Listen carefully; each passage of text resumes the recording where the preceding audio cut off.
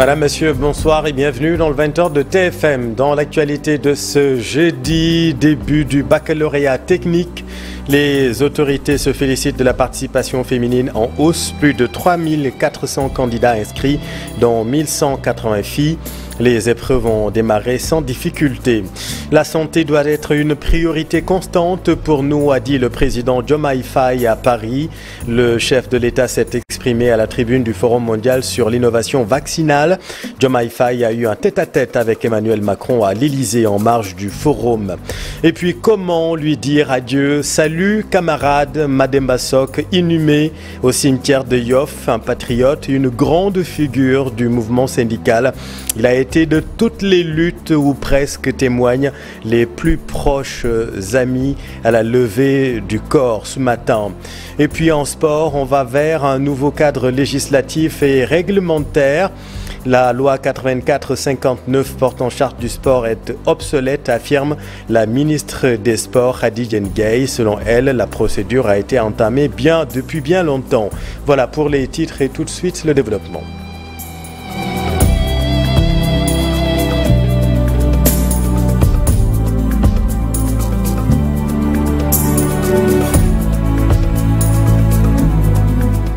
« 3411 inscrits, dont 1180 filles. Début des épreuves du baccalauréat technique ce matin, sans difficulté majeure. Les autorités se félicitent de la participation croissante des filles à la Sanba. Ils sont au total 3411 candidats au baccalauréat technique à composer cette année. Et parmi eux, les 1880 sont des filles. Encourageant selon le ministre de la Formation professionnelle qui a effectué une visite ce matin au lycée Malamine Camara pour s'enquérir de la situation après démarrage. Nous avons trouvé une parfaite organisation ici, nous nous en félicitons vivement. Cette année-ci, nous avons une augmentation du nombre de candidats.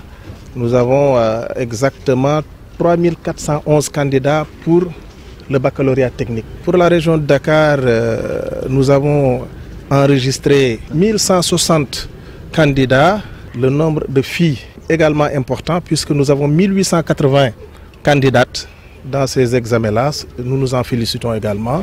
Pour le baccalauréat de cette année, de nouvelles dispositions sont prises par les autorités pour une meilleure organisation.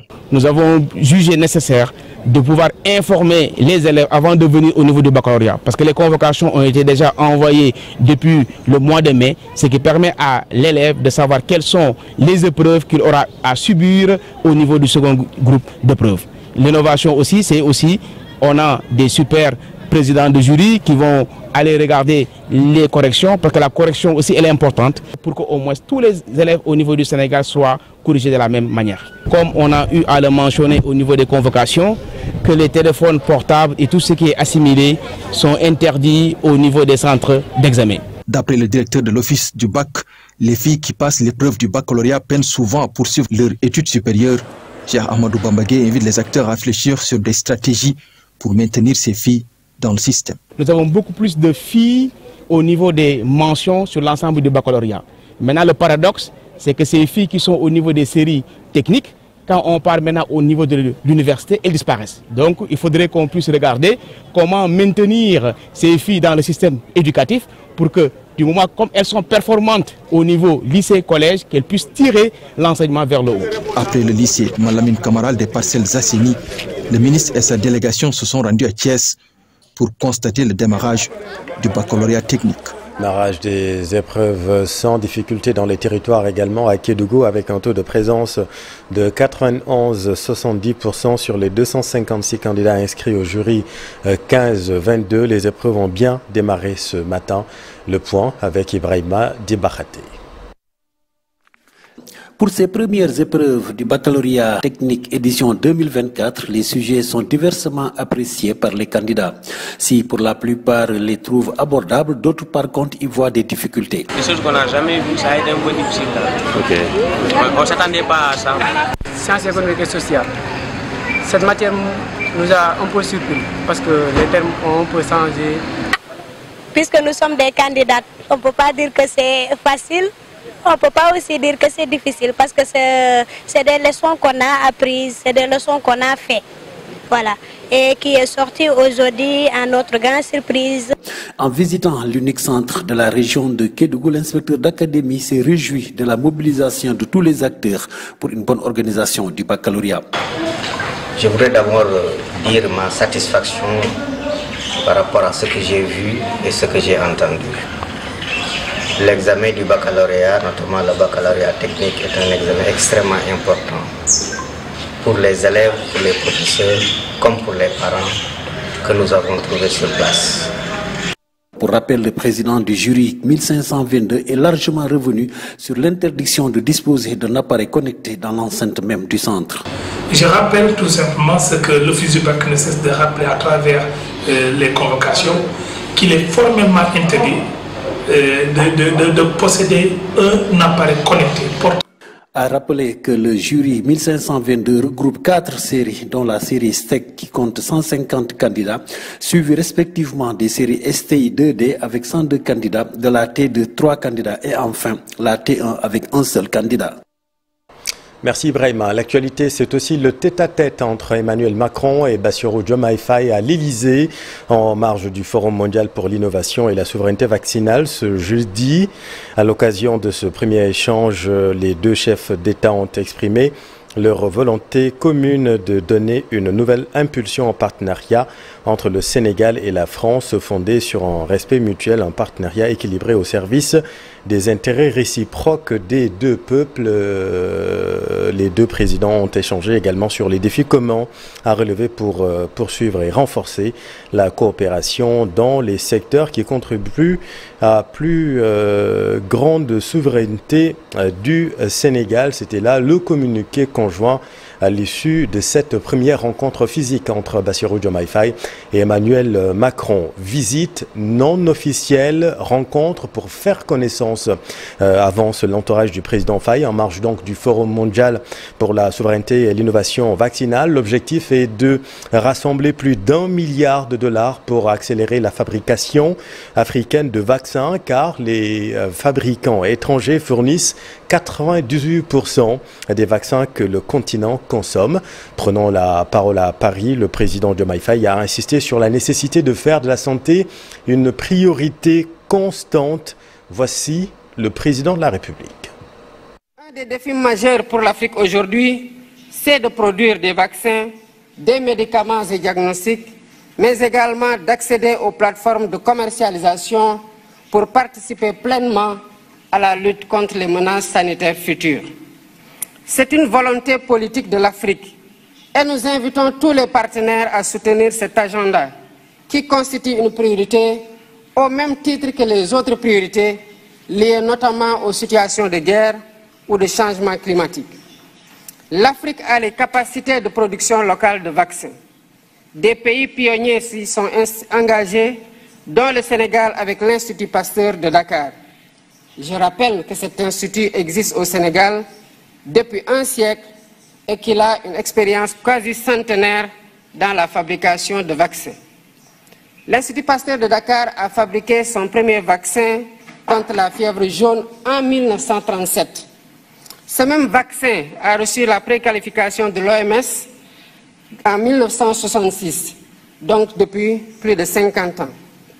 Dans la perspective de la consolidation de ces acquis et de la réalisation de l'objectif de l'Union africaine de produire sur le continent 60% des vaccins utilisés sur place d'ici 2040, l'Institut Pasteur de Dakar a initié, avec le soutien du gouvernement sénégalais, un ambitieux programme de développement industriel estimé à 252 millions de dollars. Ce programme vise à maîtriser toute la chaîne de valeur en matière de production pharmaceutique, depuis l'identification des besoins jusqu'à l'utilisation des produits par les bénéficiaires. La réalisation de ces infrastructures et l'acquisition des équipements sont en cours de finalisation.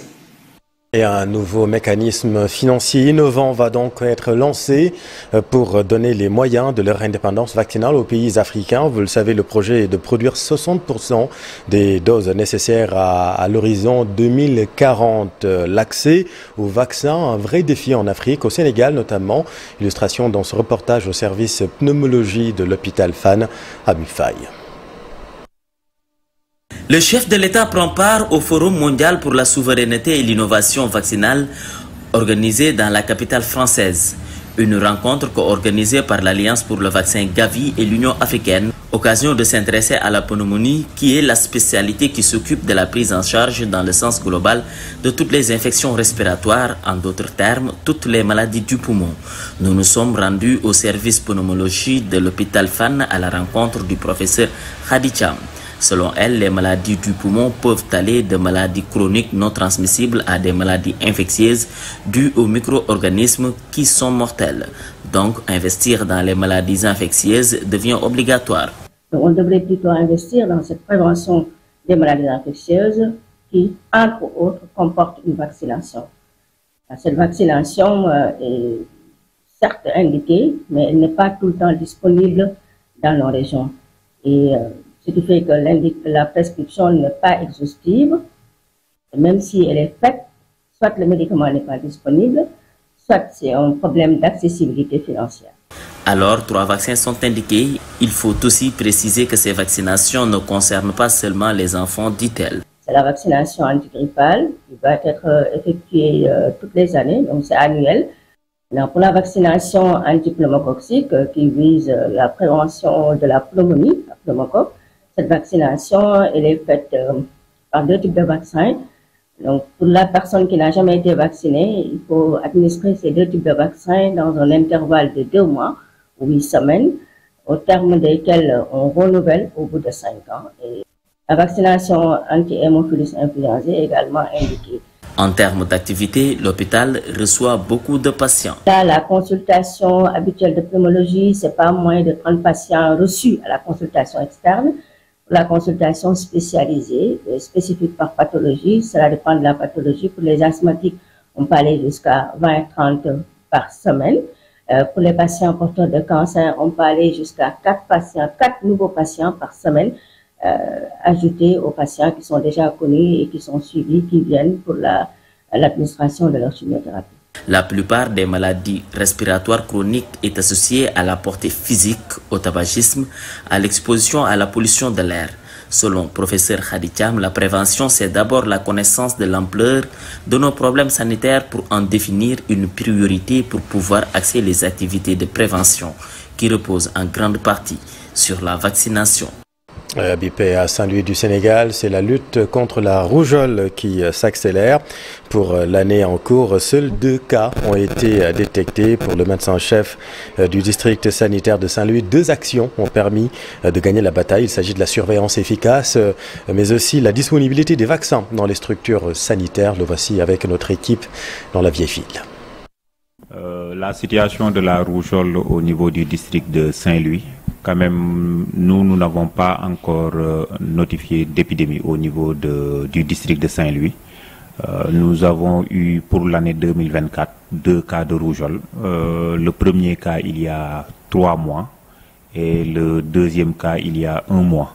Donc c'était un cas qui était de passage, donc qui a été notifié au niveau d'un des postes de santé du district de Saint-Louis. Mais Saint-Louis, nous n'avons pas eu d'épidémie et cela est le résultat quand même de beaucoup d'efforts qui ont été faits au niveau opérationnel. D'une part, une surveillance qui est très renforcée, qui nous a permis de notifier 11 cas suspects. Donc il faut savoir qu'au Sénégal, quand même, il y a un système de surveillance qui est très performant, qui permet de détecter les cas précocement au niveau des structures de santé. L'autre chose, c'est les sites de vaccination aussi qui sont performants. Il faut savoir que maintenant, avec l'implication des structures privées, nous avons des unités de vaccination au niveau des structures privées où les intrants sont donnés gratuitement par l'État du Sénégal. Tout autre chose, comment lui dire adieu en étant très nombreux ce matin à la levée de corps de Madame Bassok. Le camarade repose désormais au cimetière musulman de Yoff. Il a été de toutes les luttes. Il était un patriote selon ses plus proches amis. Voici leur témoignage. Un camarade syndical, c'est un militant du mouvement syndical sénégalais, africain, mondial. Il vient de nous quitter, donc il va laisser un vide parmi nous. Je pense qu'il a toujours été un combattant très passionné dans tout ce qu'il faisait. C'est un camarade engagé qui a défendu ses camarades de lutte, c'est bien à la Sénélec qu'au niveau de l'UNSAS. Nous sommes connus depuis très longtemps.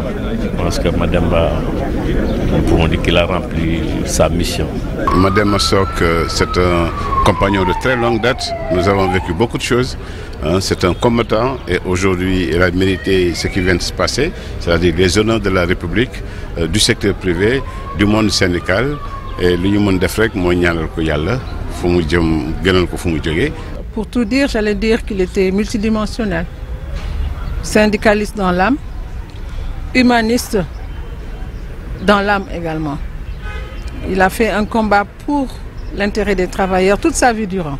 En regardant tout ce monde, ce qui est important dans la vie, c'est les actes que nous posons. Et aujourd'hui, tout ce qu'il a fait, l'a démontré avec cette centaines ou je dirais pas un millier de personnes qui sont là pour venir lui rendre hommage. Mademba, on a fait la Sénélec en 78, de 78 à 98, pendant qu'on était très jeunes. Et le Sutelec qu'il a fait naître est né devant moi. Je n'ai jamais été dans son camp.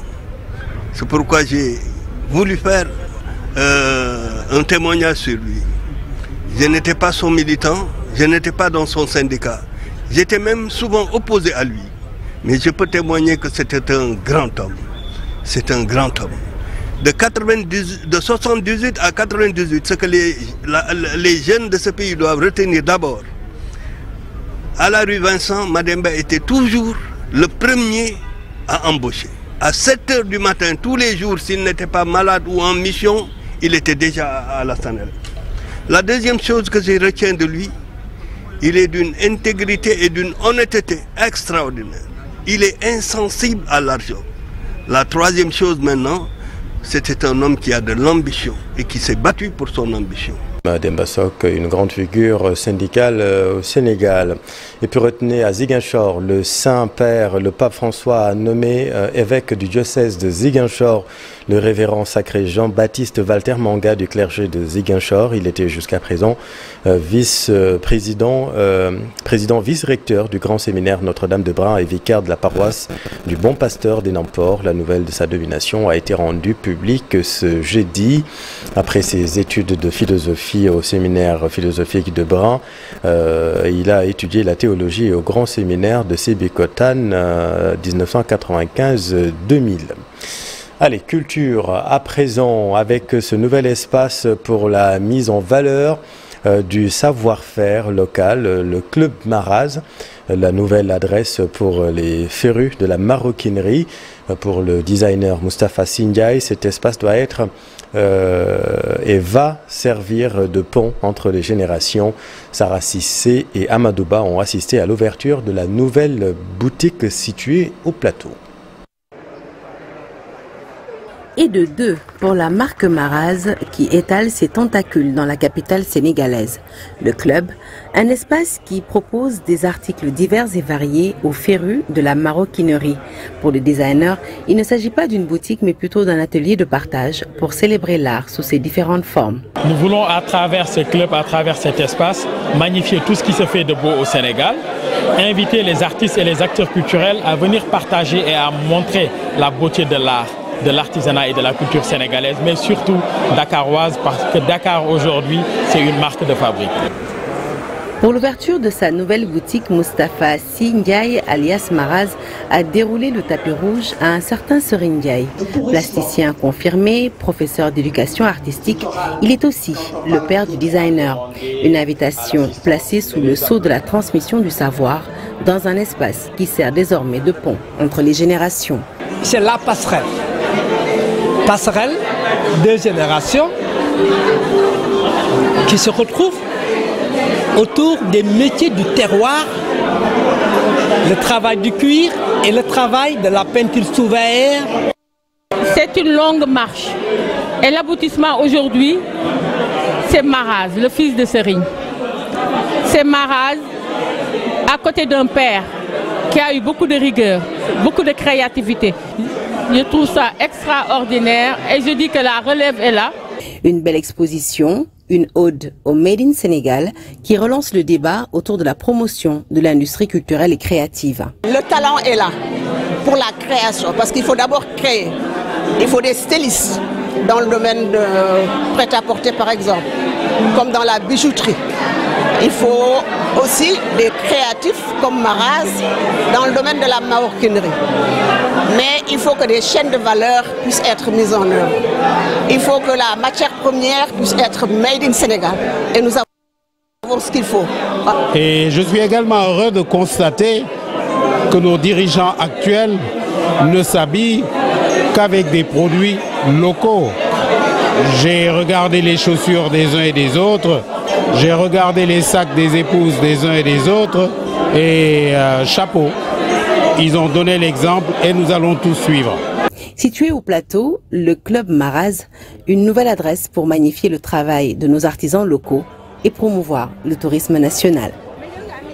Merci Sarah. Dans l'actualité sportive, on va vers un nouveau cadre législatif et réglementaire du sport, procédure qui a été entamée depuis plusieurs années selon la ministre Khadijene Gaye, car la loi 84-59 portant charte du sport est obsolète. La voici avec Cher Sadibou Diarra. Il faut noter que depuis plus d'une quinzaine d'années, le diagnostic de la situation des activités physiques et sportives met en exergue le caractère non conforme du cadre juridique. Dans le cadre de l'analyse de la situation, l'État et le mouvement sportif se sont toujours accordés sur l'inadéquation des textes législatifs et réglementaires qui régissent le sport au Sénégal face à l'évolution de la pratique et de son environnement.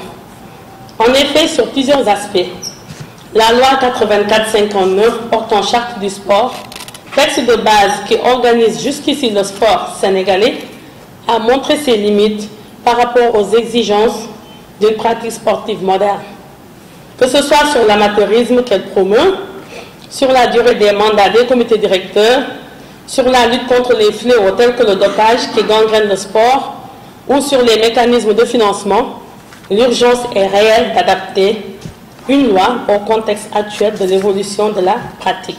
Et puis sport sur le terrain, 3 médailles seulement remportées au dernier championnat d'Afrique d'athlétisme senior en île Maurice. Le Sénégal espère faire beaucoup mieux lors de la 23e édition de cette compétition prévue du 21 au 26 juin prochain au Cameroun. Cher Sadibou Diarra. Le Cameroun encore terre de triomphe pour le Sénégal. C'est le souhait de l'ambitieux athlétisme sénégalais au 23e championnat d'Afrique senior du 21 au 26 juin prochain à Douala. La délégation sénégalaise est composée de 19 athlètes, dont 6 filles et 13 garçons. Donc ces athlètes sont accompagnés de 5 encadreurs.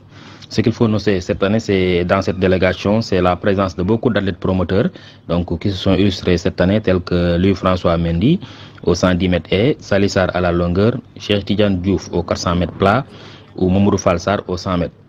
Donc nous comptons beaucoup sur ces jeunes, en même temps que le relais 4x100 aussi, qui a fait de très belles performances cette année, donc qui est dans une pente ascendante. Donc l'autre aspect qu'il faut noter cette année, c'est l'enjeu de la compétition, parce que c'est une compétition qui est flashée par World Athletic, donc où les athlètes ont la possibilité de se qualifier donc pour les JO de 2024 de Paris. Nous croisons les doigts et osons espérer que dans la délégation, que certains athlètes puissent vraiment réaliser de belles performances pouvant leur permettre de se rendre à Paris. Sont-ils capables d'arriver à leur fin? Les athlètes sont fin prêts, donc en termes de préparation, parce que depuis le début de la saison, on les suit à travers les compétitions nationales, mais aussi les compétitions de la sous-région, telles que la zone 2 et autres. Donc nous osons espérer qu'ils vont retourner avec quelques médailles, sans pour autant aussi être dans l'euphorie. Donc on sera dans le juste milieu, dans le raisonnable, pour vraiment espérer retourner avec de bons résultats. Et faire mieux qu'au dernier championnat d'Afrique en 2022. Le Sénégal était revenu de l'île Maurice avec une médaille d'or remportée par Sangone Kandji, une médaille en argent par Salissar et une médaille en bronze par Ahmad Faye. C'est la fin de cette édition. Merci infiniment de l'avoir suivi. Je vous retrouve dans un tout petit instant avec Gilles Wati, président fondateur du think tank Wati. On va parler de la visite du président Bassirou Diomaye Faye en France.